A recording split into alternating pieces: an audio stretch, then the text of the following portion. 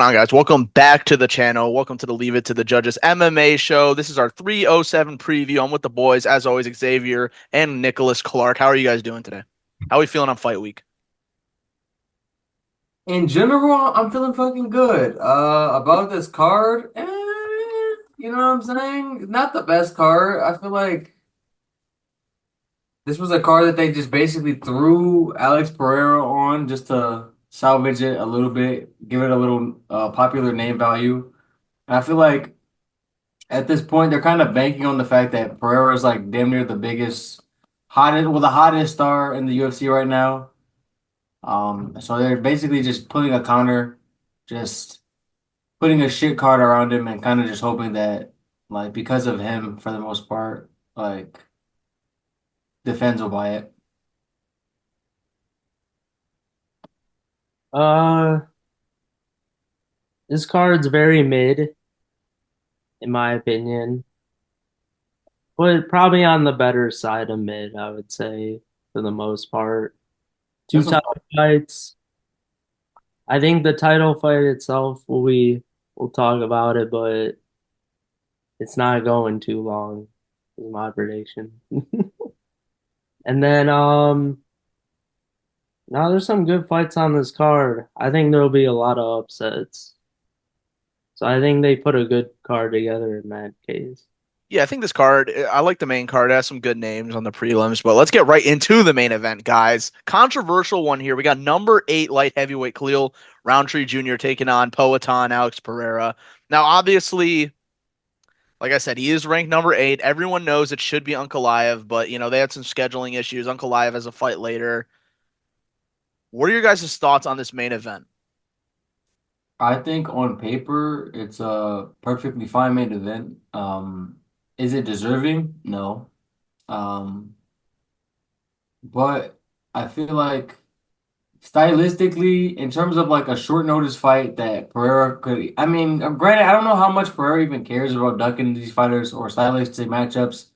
He doesn't really seem to give a fuck about that because for whatever reason, no matter who gets in there with him, they just decide to stand and bang. So it always just tends to work to his advantage anyway. But with Khalil Roundtree, you get a dance partner that we know is going to stand and bang for the most part. Like I'd be very surprised if like if he shot a takedown like planned before it was like he absolutely just had to because he's like on Queer Street. Um, but. Yeah, I feel like in terms of like just the matchup itself, like stylistically, it's fantastic. I mean, Khalil Roundtree, ever since became Muay Thai Roundtree, went to Thailand for a couple years and developed his Muay Thai style. He's been firing on all cylinders, man. Looking really impressive in there, getting some impressive finishes, albeit like against like Anthony Smiths and shit. Like the division has a bunch of cans at the lower level that you can kind of crush. It's not the deepest division currently. Might be one of the worst like it's ever been, to be honest with you. It's always been the UFC's like glamour division, and it is just not that right now, to be honest. But for his part, Khalil Roundtree's been, getting finishes. He can only fight the people that he's in there with, and I mean, I feel like he's a good striker, a lot of power. So, it'll be interesting for as long as it lasts. Yeah, this is a weird one. Um, I guess because it was short notice, turnaround here, they had to find someone quick. I don't know why Uncle Ive had to fight what's his face? Rakic in about a month. That makes no sense. Um, Thinking about the fight though, I think Bahia is gonna just get this done. It's just too much of a kickboxing kind of fight, and he already wins those. So like, and the power edge is gonna go to him all day. I feel like Roundtree's only chance go for the legs early before he gets his leg kicks off.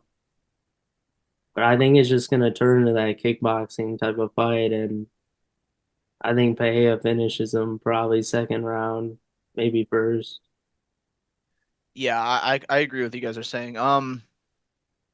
Yeah, super fun fight on paper. Khalil Roundtree has looked very impressive recently, but the thing is, yeah, like just the people he's looking very impressive against just don't really compare at all to Poatan. And we've seen Johnny Walker knock Khalil out. We've seen Khalil lose in the past.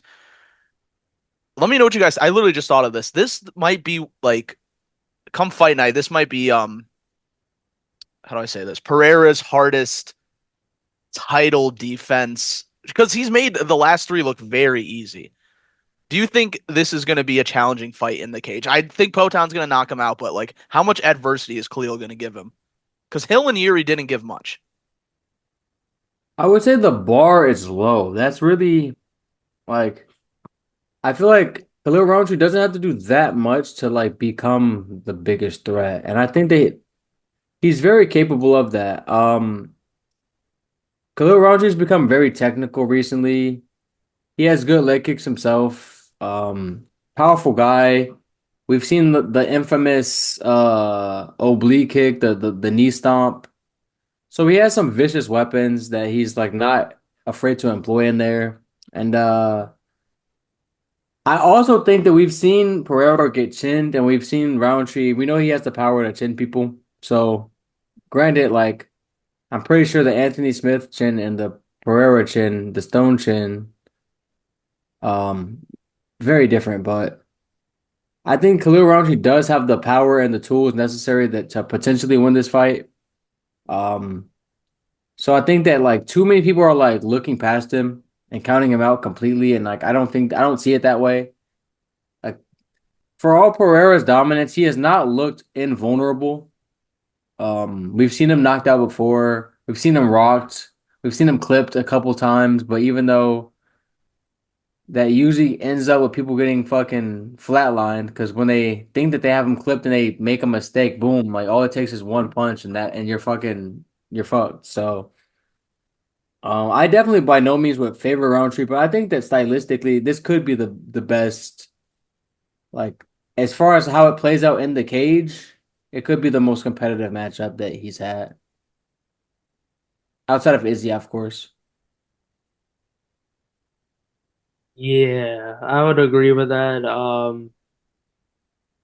I I think it could finish in the first round, but I think Roundtree will at least come with it a little bit with the leg kicks, implement some kind of game plan, but I just don't think it'll be enough. So I'll say he does a little better than Yuri in the second fight. Um, really quickly, both of you guys, give me a path to victory for Roundtree Jr. Knock him the fuck out or kick his fucking like stomp his knee. That's about it. You gotta get your own, man. I don't think that he I I don't think that his legs and durability will hold up if they just have a straight kickboxing fight for like long. I think that his best chance is to win it early. I think that like, the further we get into the fight, like it'll start to go bad for him based on what I've seen. But that's more of a testament to Alex's leg kicking skills and his ability to break his opponents down, good body work, and just a dominating presence, crazy power in his hands. Like, it's no slight on Roundtree, really, It's just my confidence in Pereira is sky high when it comes to someone who's gonna kickbox him. What about you, Clark? Uh, I don't have much more on that. I just agree with that. Like, yeah, I mean, honestly, like, what can he do like technically to win the fight? I don't like get him out of there early, bro. Like, I feel Just, like Puncher's chance is like, I mean, just like leg kicks, basically, but it's about it. I feel like I feel like they might be trading leg kicks round one, and then it's quickly gonna go like Pereira's way. I think his leg kicks are way more devastating from what I've seen. Like I've never seen anyone that really. It takes fewer leg kicks to really fuck someone up where they're really stumbling on that front leg. So Worrying about it. yeah, Yeah, I think Roundtree will have his like it'll be a short fight, but he'll have his moments. He'll have some flurries, some blitzes, some nice counters. But at the end of the day, he's just outgunned and outmatched. against Poetan. Anything else on this fight, guys, before we move on? That's it for me. Alrighty. All right, guys, let's move into the co-main event, women's bantamweight title fight. We got Juliana Pena, her return versus the new champ Raquel Pennington. She won it back in January against Bueno Silva, won a 5-round decision, looked pretty decent. Juliana Pena's last fight was in 2022, coming off the loss in the rematch against Amanda Nunes. What are your guys' expectations for this title fight? Chicago stand up, man. Chicago stand up. The queen herself, Juliana Pena, is back.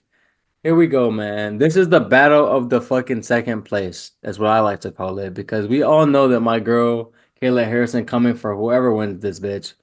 But I mean, shout out Raquel Pennington and Juliana Pena, two flash in the pan champions. Um, Two OGs. Juliana Pena at least like got her dub off of Amanda. So I feel like that is, a little more legitimizing. But either way, it's not gonna matter once number three gets involved. Look at those muscles, man. She's not fucking around with these girls. She's not fucking around with these girls, bro. No way. I will say I'm very surprised at the line. Juliana Pena hasn't fought in a minute. Like her last fight was Nunes, like in 2022. Like, so it's been about like over 2 years Over 2 years, at this yeah. point. And I feel like that's really all that the line really can be reflecting because no disrespect to Raquel Pennington, she's an OG of the game, but like she is nowhere near Amanda Nunes level, by any stretch, on any day, I don't think. And considering Juliana Pena was like, has a win over Amanda Nunes and like, like that's who her last opponent was. I just think that like I expect her to come out on top in this matchup. So I will be hammering that underdog, that plus 142. Yeah, I'd have to agree with you. Um, Mostly because what I saw from Raquel in the Bueno Silva fight, she plays most of her game is a clinch game. She will clinch up a lot. And I feel like that just only gives Pena more of an advantage because I think she's stronger and the better takedown artist. And I think once she gets on top of Raquel, she could definitely get her out of there, in my opinion. And Raquel just has this habit of clinching up a lot. So those opportunities for the takedown are going to be there all day. And I mean, she has a win over Nunez. So even though Pennington did beat Bueno Silva, I feel like a lot of it had to do with Bueno Silva gassing in the fight. Because early on, Bueno Silva was actually doing very well against Raquel, but I don't know. Pena's been off 2 years, so maybe she might be fucking around or something. But I feel like if this is the same fighter we saw against Nunez, she's gonna win this fight for sure. Yeah. I would agree with that, but I just think that Penny is far in the past. I'm going to disagree with both you guys. I'm going to take Pennington here. I'm going to take the champion. Pena, I do think Pena should be the favorite, just on what you guys were saying about the whole Nunez saga. But I don't like the inactivity over 2 years. What the hell was she doing? Just sitting on her ass. Raquel Pennington is on a 6-fight winning streak. Which honestly that means a lot in the women's bantamweight division. There's not a lot of girls putting winning streaks like that together. She landed over 250 significant strikes in her last fight, or not significant, but strikes. I think Pena is gonna just outpace Pena and win a 3-2 round decision, unanimous decision. I'm rocking with Rocky. That's such a crazy pick. For I him mean, to I don't think barely so. win the fight, for her to barely win the fight. But Like, yeah, I mean, yeah, I've made those picks before. I mean, bro, I'm not confident in either of these picks, but I'm taking the more active fighter and the one who's on a 6-fight winning but streak. like style wise, like, what do you think? I think it's going to be a decision fest for sure. I think it's for sure going to be a decision. and I think Pennington can outpace Pena, My especially lack in the later rounds. My lack of confidence stems just from the inactivity of Pena. Just because like when fighters come off like multiple year layoffs, we don't know where their head's at. And I also like when you fight such a step down in competition, I've seen it before where like you can easily like underestimate somebody. If you've been fighting think about like John Jones versus like Thiago Santos, you know what I mean? It's like when you're really like not giving a fuck, then sometimes I can come back and make a fight closer than what it should be stylistically. Um, so maybe Pena like has been solely focused on Amanda, and she might be overlooking this a little bit. I still have heard her calling for like oh, and when I win this belt, that'll bring Nunes out of retirement and complete the greatest trilogy. Like, stop it, just stop it. We know what the fuck going on. We know Kayla Harrison next, man.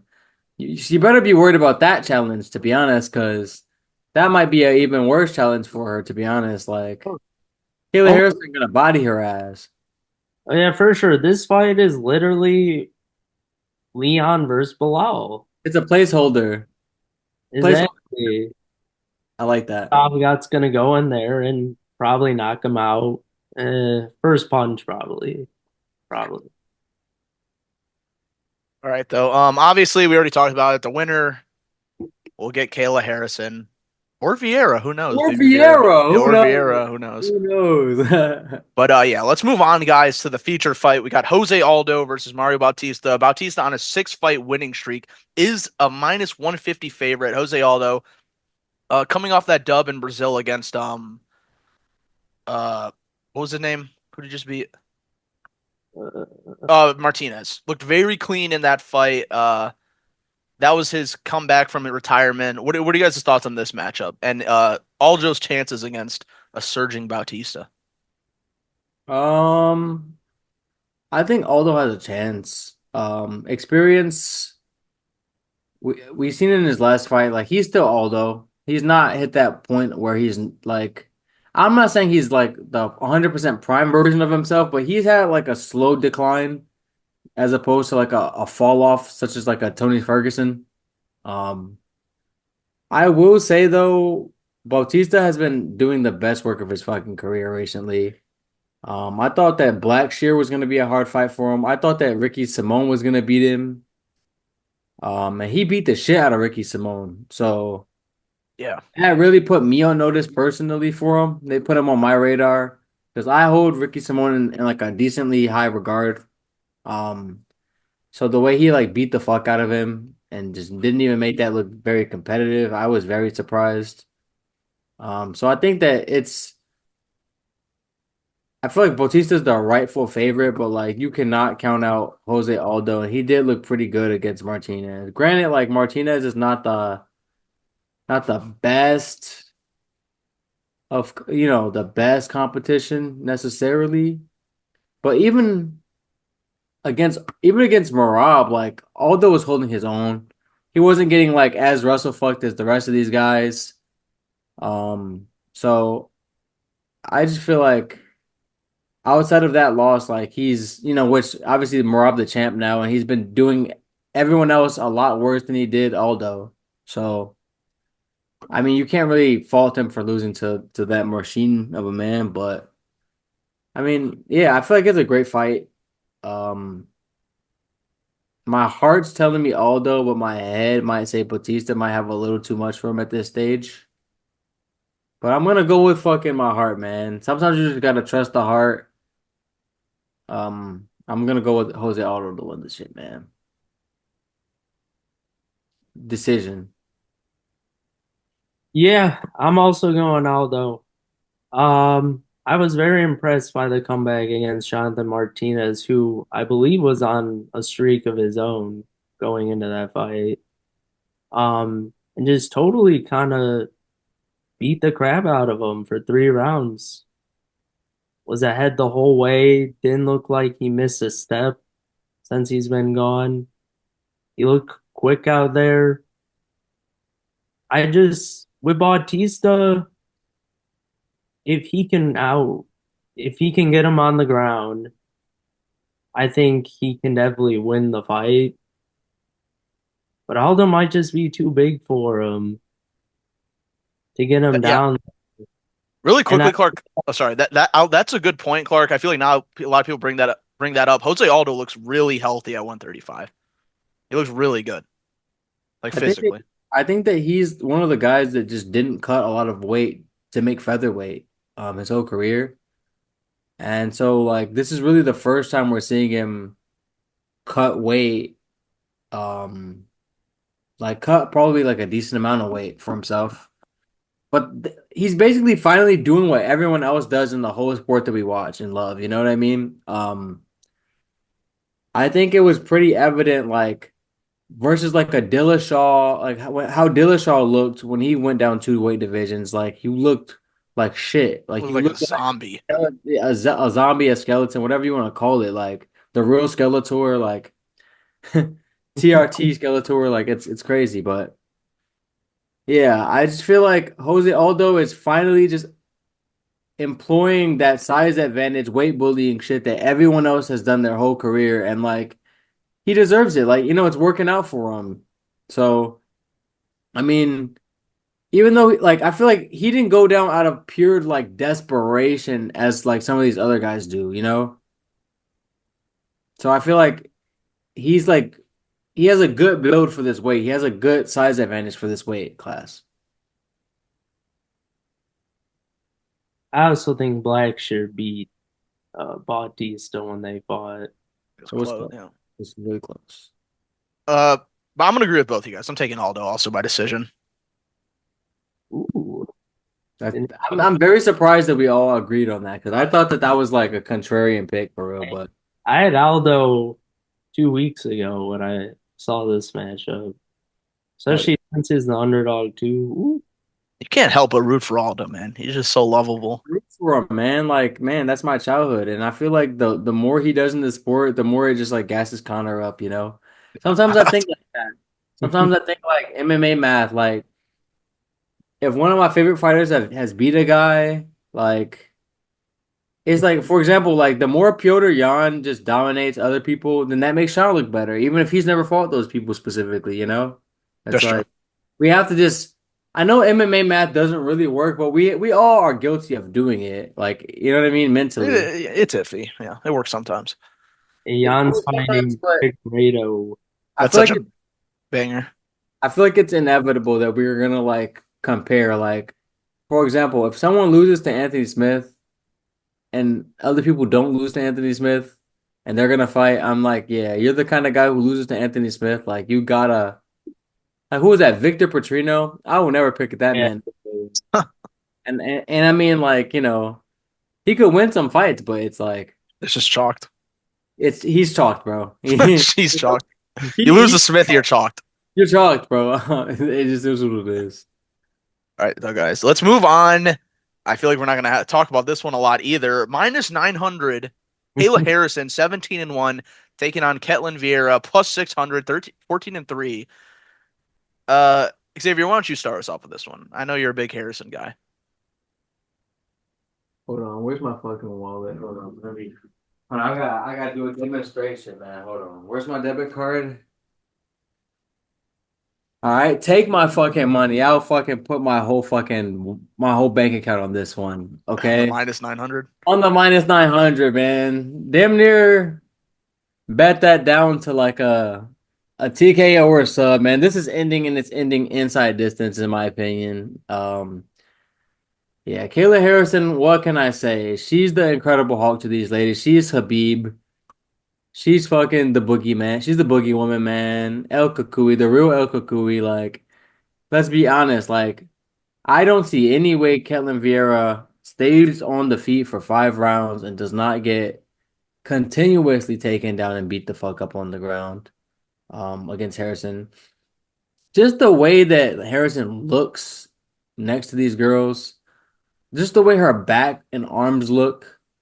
It's like how do you expect these ladies to defend these takedowns, man? Like she seems like she has a whole different kind of strength than them. And like That is rare amongst women fighters, where there's like such a physical outlier. It's kind of like Wei Lee in her division. Like for the longest, for the most part, when you look at her against like a Joanna, even though like Joanna, a legend, one of my favorite women fighters of all time, like when you look at them next to each other, you're like, oh, like Joanna can land like three strikes and damaging, whatever, but a Wei Lee punch just seems to have like it'll put a hematoma on that head, you know what I mean? And it's just like the same thing here. Like the power difference is so evident that like I just don't see how these girls can like overcome it if you do not have like elite strength and grappling yourself. And I don't think that Vieira is the one to like challenge that for real. Yeah, this is a pretty simple one. Kayla Harrison. She's gonna take her down, knock her out, or sub her Kayla, under 2.5 as yeah, well. Throw that anything in. she fucking wants. How about that? Huh? How about that?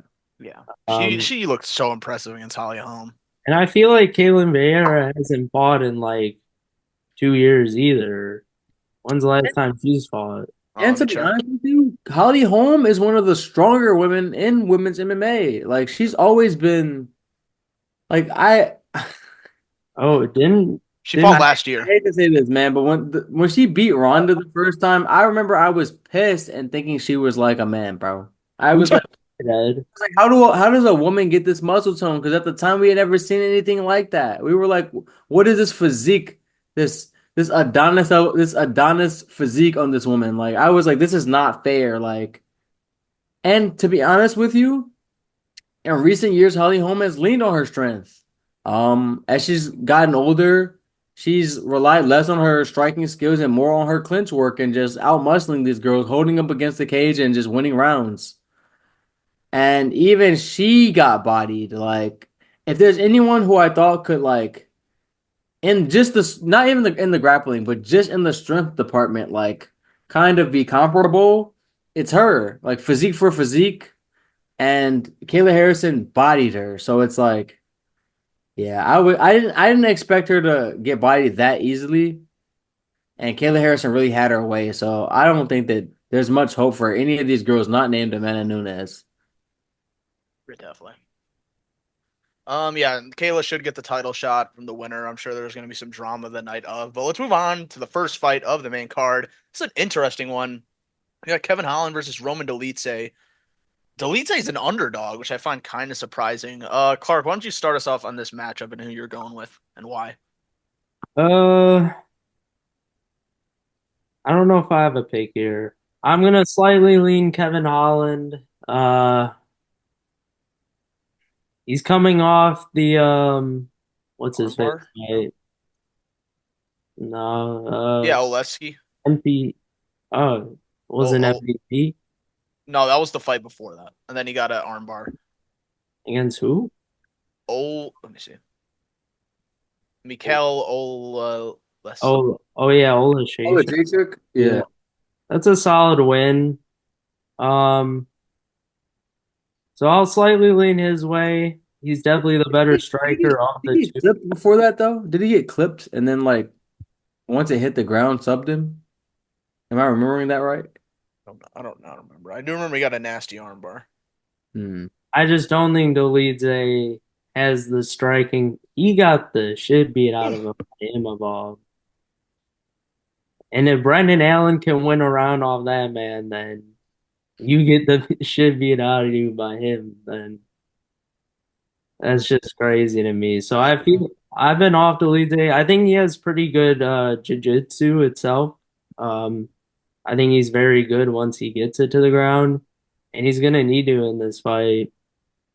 But I think Kevin Holland can do just enough to stay on the feet, um, and just touch him up. Really, could get a TKO. I could see like maybe third round or so.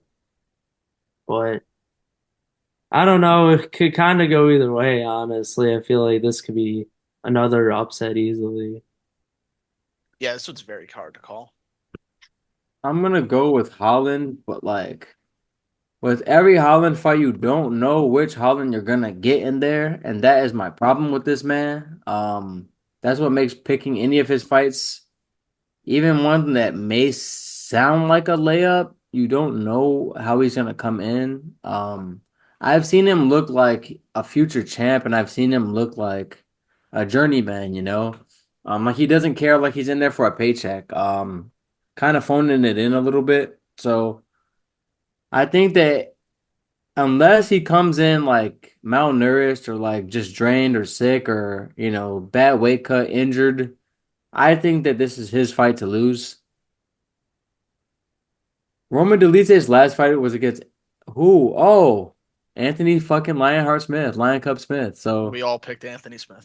we all picked Anthony Smith, and that should speak volumes. Because why the fuck will we fucking pick Anthony Smith against anybody, right? Um, but even still, like if you go the distance with Anthony Smith and you can't finish him, I Oh don't think my you're gonna God. finish in Holland. I don't think you're gonna finish in Holland because for everything else about Holland, he's always been durable. And he has decent jujitsu on the ground to like survive outside of the Hamzat situation. And Hamzat kind of snaked him, to be honest. I think he could have like held up a little longer in that fight, even on the in the grappling, had he not just gotten absolutely snaked. So yeah, I just don't, and I think that like cardio for cardio, Holland's gas tank, from what I've seen, is a lot better. Delite seems to be huffing and puffing after like 2 rounds, maybe like a round and a half sometimes. And I think that even if he had some early success, I can see Holland finding like the KO or finding like some damaging shots to put him in trouble like late in the fight to like snag it, even if it's going like 50-50 fight going into the third. Like I just see Holland having more left in the tank if it comes down to that. Yeah, for sure. It's gonna be an interesting one. Let's move on to the prelims, guys. This is a banger also. Wonder Boy versus Buckley. It just seems like the new guy versus the old guy. Buckley's on a 4 fight winning streak. Wonder Boy, his last fight, I believe, was against Shafkat, where he lost. Yeah, Wonder Boy's been very up and down these recent years, but what do you guys think about this one? One, I think that these fights should be switched, quite frankly, Yeah, based on current performances. I know Holland probably the bigger name than Buckley because of that one year that he was like fighter of the year and beat Buckley and all that shit. But gotta show Wonder Boy respect, man. I mean, like, yeah, but I'm saying like, yeah, man. I just think that like I think Wonder Boy was like feeling a little disrespected by not being on the main card, and I feel that for him, man. Say what you will, but like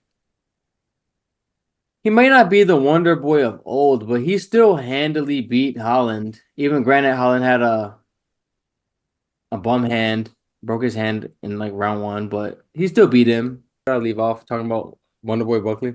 Yeah, yeah. My But yeah, I just think that Wonder Boy deserves a little bit more respect, and I don't think that his fall off has been as bad as it's been. I guess like the way that like the general like narrative how it feels. I still think that like his in cage performances have still held up. Um, you can't fault the man for losing to Shopcott, getting subbed up. Like, come on, man, he's Shopcott. He's doing that to everybody. So I still think Wonder Boy is legit, and I still think that Buckley has like some holes in his striking game. Like for how good he's looked at welterweight, I feel like his striking has not gotten that much more technical, and I think that that could be a problem against Wonder Boy, just because like Wonder Boy will be picking him apart until if Buckley can land something big, or maybe secure a takedown, but. I also think Wonder Boy's fought a lot of better wrestlers than Buckley, so he shouldn't be able to just be held down for 3 rounds at least. So I might actually, like betting wise, I will take the plus points for Wonder Boy, but like for my I don't. pick, I might fucking just be a contrarian here and just pick Wonder Boy Thompson to to slow Buckley's roll a little bit one more time. I can see that. Mm. Yeah, I don't know. This one's kind of a weird one. I'm rolling with Buckley, but I am a little worried because I think if it stays on the feet most of the time, Wonder Boy will have the edge. But I don't know if I could trust Wonder Boy on like what is he, a 4 fight skid now? Something like that. 41 years old. I I saw that embedded the other day, man. And those punches are looking kind of slow. I can't Oh, lie. wait, he's not on a 4 fight skid. He beat He's Holland. won. He's 1-3 in his last four. Yeah, okay. But I mean, but one of them's Holland though, you know? And he got him out of there. So it's like Holland's not an easy guy to finish. No, he's been fighting killers. He That's won. true. I'm just saying he's getting out wrestled in these fights. And I Yeah. believe that's how Buckley won his last fight. Against Arvivage. But What you was know, his name? I don't remember, but The tall fucking dude. Let me see. I But just yeah. like what I'm seeing from Buckley at welterweight. can we Oh, not agree though? Can we not all agree that like there's a big difference between Buckley wrestling and like Bilal wrestling? No, I get Top that. or Shavkat grappling? Like Buckley's not the best at anything. He's just kind of like athletic and has power in his hands, mixes it up well. But I don't think that I don't think that he's good enough in any one particular area to dominate this fight at least. No, that's I fair. agree with that. But I don't know. I just can't pick Wonder Boy. He's 41. I can see where you're both coming from. It's gonna be a weird one. What about you? What's your pick? You're the tiebreaker, Ed. I'm gonna go with Buckley here. I just think he is a surging fighter, and yeah, Clark kind of mapped it all out for me. I will But be making you guys eat crow on the Monday after. I'm talking. it's gonna be a fun one though. But all right, guys, really quickly before we wrap it up, give me a performance of the night and fight of the night. Oh wait, can we touch on this Ryan Spann versus OSP Oh battling? yeah, sure. Yeah, we could talk about it. Oh my gosh, We like could. This is the OG. Some OGs right here. Some OG light heavyweights. some OGs, but like Ryan Superman's, but like OSP baby. it's actually disgusting that I'm about to say this, but I might just take OSP simply because of the line. Because I don't think Ryan Spann should be minus 300 over a soul based on anything he's done recently. Anything he's done. To me, this man is a sell merchant, bro. He's on a 3 fight losing streak. I didn't even And, notice. and guess who one of them is, man? Fuck. You want to guess? I mean, I'm staring right at him. Lionheart. You cannot lose to Anthony Smith and have me take you Whoa, serious. whoa, Xavier, hold up. He's lost twice to Anthony Smith, actually. Oh yeah, the Okay, first but one was I a was I will say like 2021 Smith is different than 2023 Smith. Like let's be real. Okay, that's fair. Because I'm not gonna sit here and say that like Anthony Smith has been shit his whole career. Like at one point the man did work his way to a John Jones fight. So True. I just think that's it's the Dominic Reyes effect, man. I think sometimes these fighters like they get to the peak, they get to the GOAT Johnny Bones, and they think they did okay, They think they're the shit. Yeah. and then they get complacent against the rest of these guys, and it's like you're not all of that, man. You got to the point you got to the point you got by grinding and scrapping and being really a real Lionheart, but now he's just a cub. It's crazy. People are attacking his family left and right. Like this is help him. Someone help him, man. But Someone yeah, helps Anthony Smith. I will be taking I will be taking OSP just because Ryan Spann, I'm sure he'll be like dominating the fight, but I just think that Ryan Spann's one of those guys who like just finds a way to lose fights that he should win. Like it's not like he looks shit in there. It's like he just gives away fights for no reason at all. No, that's And facts.